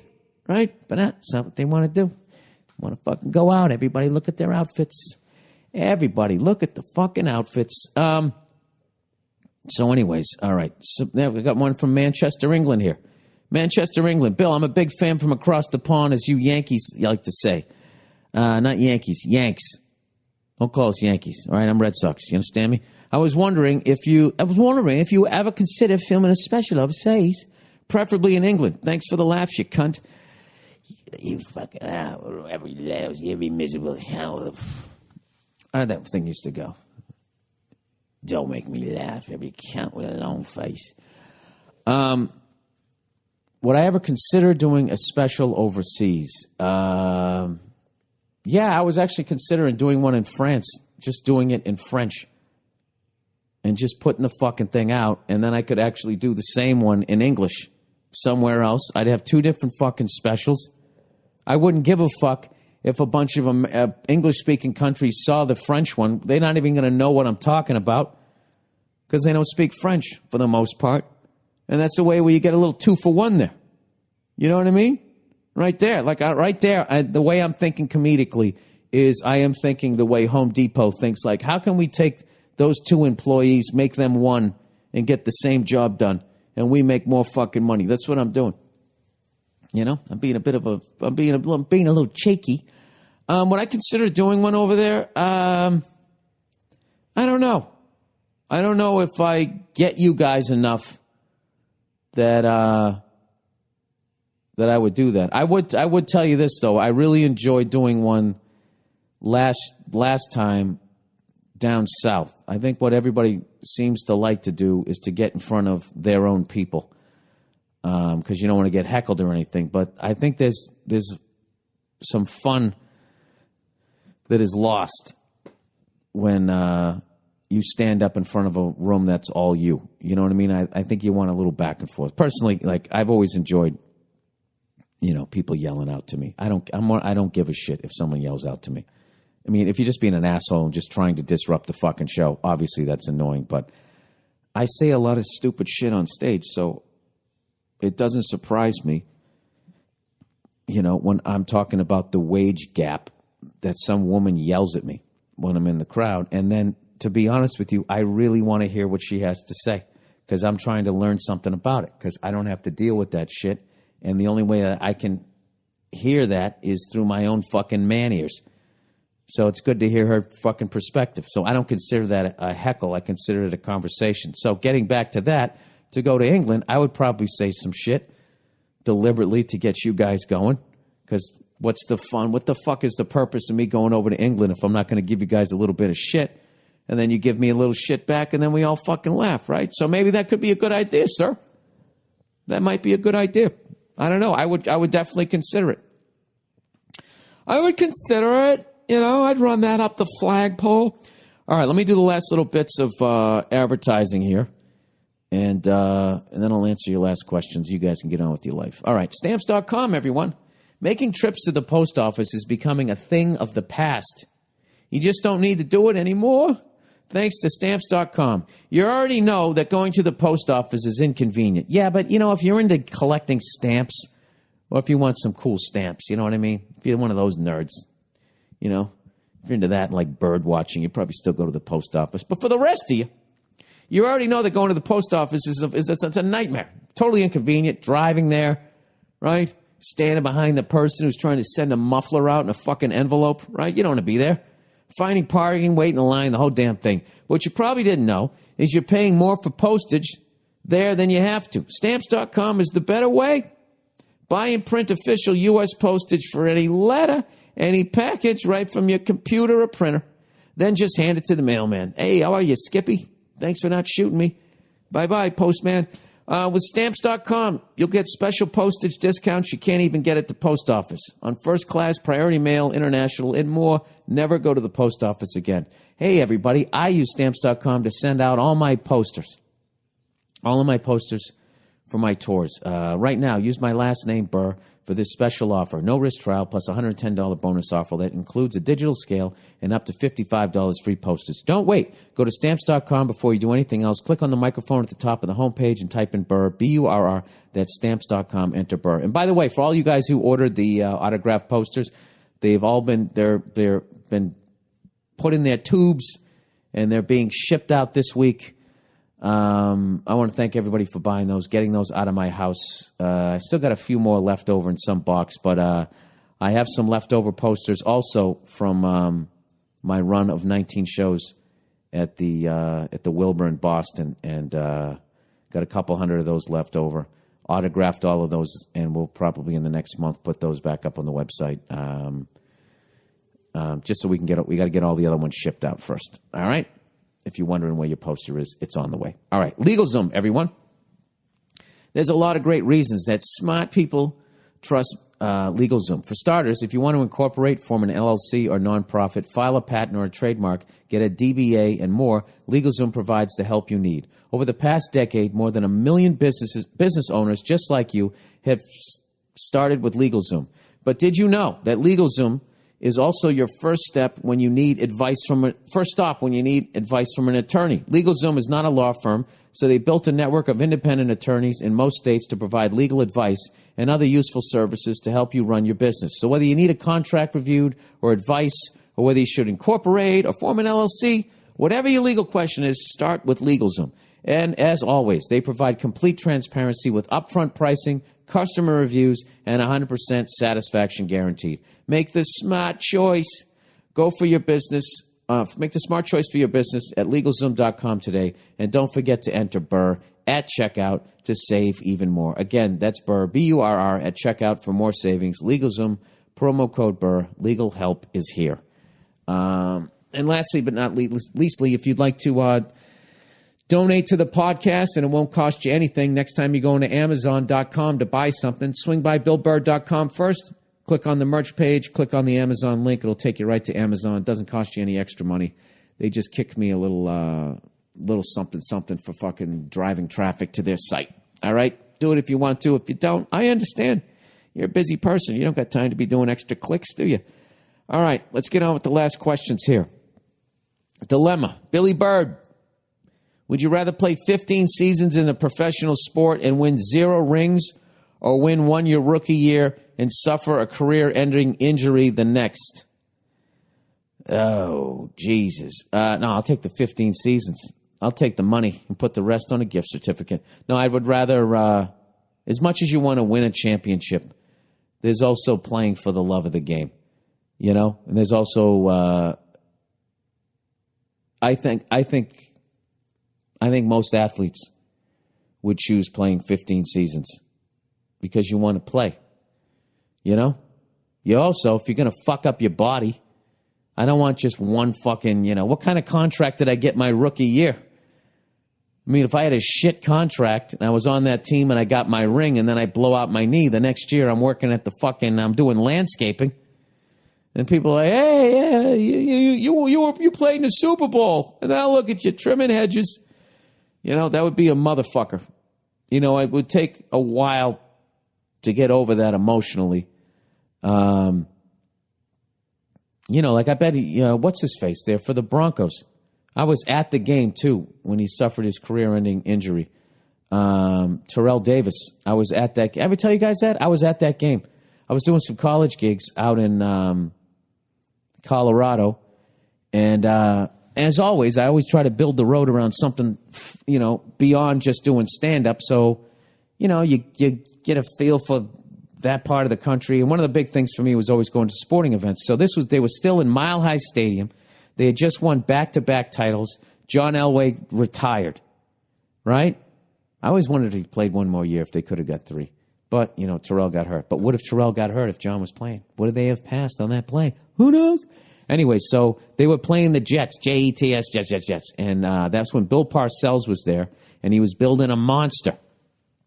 And they were going to win their first Super Bowl. They were favorites, one of the favorites to go to the Super Bowl at the beginning of the year. So I saw that they were going to be playing the Denver Broncos in Mile High Stadium, like the 5th week of the season or something like that. And lo and behold, John Elway's not playing. It was supposed to be this great fucking matchup. The Broncos were 0-4. The Jets that year, Vinny Testaverde blew out his Achilles tendon the first game of the year. And that's when Keyshawn cried, right? There's no way to give me the damn ball. That's my quarterback. No, that's my quarterback was that other guy, that other lunatic. That's my quarterback. You don't talk about him. That's my quarterback. So the Jets were 0-4. So it was 2 fucking 0-4 teams, and I showed up, and there was like nobody there. The scalpers had a mountain of fucking tickets. I bought a ticket for fucking face value. I could have probably got it for less, but, I'm not one of those people. It's like, all right, dude, you'll break even. Here you go. Give you fucking money. And I went to the game, and that was the game that Terrell Davis, unfortunately, would have been, I still think he is, one of the great fucking running backs of all time. And, I can't imagine what that guy had to go through emotionally after winning 2 rings and just wondering what might have been. I think despite winning the championships and knowing what that feels like, I think the equal to that high would be the low of what could have been. And, and when he's watching all of those greatest running backs of all time, he's left off that list a lot because he doesn't have... Because what people do in those arguments is they immediately go to the almanac and they go, all right, Emmitt Smith has 17,000 fucking yards. They look at Dickerson, Walter Payton, fucking Jim Brown, O.J. Simpson. They go through all of those guys and they're looking because their career numbers are up there. And then guys who got hurt, Barry Sanders, Barry Sanders. Who would I think is the greatest running back of all time? The greatest one that I ever saw. I would say the most complete I ever saw was Walter Payton. I'd say the most devastating, just of speed and power, that was a precursor to Bo Jackson, was Earl Campbell. Bo Jackson was like a faster, but I would say not as strong as Earl Campbell. That's how big Earl Campbell was, by the way. Bo Jackson and Barry Sanders. I would say those 4 were the best that I ever saw. But then as far as just effortless, the greatest, just most beautiful runner I ever saw was Eric Dickerson. Eric Dickerson didn't even look like he had to try. He just looked like he looked like he was jogging. And you couldn't understand why people couldn't catch up to him. Ah, man, that just makes me fucking... That was football back then. That's the greatest thing. Do you realize I grew up, started watching sports in the late 70s, and I got to see all of the late 70s and the 80s. Like the golden age of football was in the 70s. I got to see the end of that and then the result of it. The West Coast offense, Air Coryell, all of that, Dan Marino and all those guys come of age in the 80s. all those great running backs. And meanwhile, in hockey, you had fucking Wayne Gretzky, Mario Lemieux, those great Edmonton teams. The mystique of the Canadians was still there. I'm not insulting Canadian fans. Like, it just, the big bad fucking Bruins, it just was fucking amazing. Perfect amount of the greatest goal scorers of all time. Fucking Paul Coffey scored like 49, 50 goals as a fucking defenseman. It was unbelievable. And then there was always a fight like every period and a half. It was fucking perfect. And then in basketball, you had Larry Bird, Magic Johnson, that then went into fucking Michael Jordan. This is just the fucking 80s. And baseball was the one that actually kind of dropped off during that time. But even though they dropped off, you still had the Wizard of Ozzie Smith. You still had Kirk Gibson's home run. You still had the Bash Brothers and the Oakland A's, right? The Yankees dropped off or whatever, but it was still great. Still fucking great. That's like, the 80s might be the greatest decade ever if you were just a fucking sports fan and American sports to watch. I'm arguing that right now. I'm saying it might have been the greatest one. It might have been. All right, Walmart fight. Hey, Billy Birthday Boy, how are you? Happy belated birthday. Thank you very much. Just wanted to share with you what I believe to be the finest display of white trash entertainment found on the internet. This video has gone viral, and where I live, and it's not every day, you see two obese fat fucks duking it out in a Walmart. It's two women. I've actually seen this video, and let's see, what does it say? I'm sorry, I was just making sure that I wasn't in mono again. My headphones felt weird here for a second. This video has gone viral around where I live. The lady does bring her kid in off the sideline at one point, so I guess we can call it a family outing. Anyways, just thought you'd have a chuckle, and your podcast last Thursday, June 11th, was one of the greatest ones. Thank you. That means stitches make you. All right, thank you. Yeah, I did see this, and I actually loved, I don't know what this says about me. I loved that little kid took out the shampoo bottle, and was helping out his mom. What is the kid supposed to fucking do? Like, that is exactly, your mom's losing the fight. You got to jump in there and save your mom. I mean, even if you don't love your mom, that's your ride home. You're fucking 7 years old. So he goes to take he grabs a shampoo bottle. Dude, it was like wrestling back in the day. Captain Lou Albano comes in with a foreign object. No, and the ref didn't see it. I guess people got upset because some were telling the kid not to do it. And then one woman was telling the kid to do it. And I agreed with her. Because if you're just going to stand there and you're not going to break up the fight, I don't know. At that point, I think everybody's guilty at that point. I actually thought it was great. And I actually thought that kid could have swung the bottle a little harder. I would have liked to seen that kid get a little more torque. He needed to twist his body. He went more with like hammer fist motion, which I understand because UFC is really popular. But if he got one of those baseball videos, how to swing a bat correctly, where they broke it down into 3 fucking movements. If he got that thing going on, he would have knocked her out. I just love that one of them drives up in like one of those fucking motor cars because they can't fucking walk. So you're thinking like, oh, maybe you have some sort of disease. Maybe you're paralyzed. I don't know what the fuck's going on with you, but I respect that you're in that thing, and I'm going to get out of the way. And all of a sudden, she fucking stands up like some preacher put his hand on her forehead, and it turns out she's fine.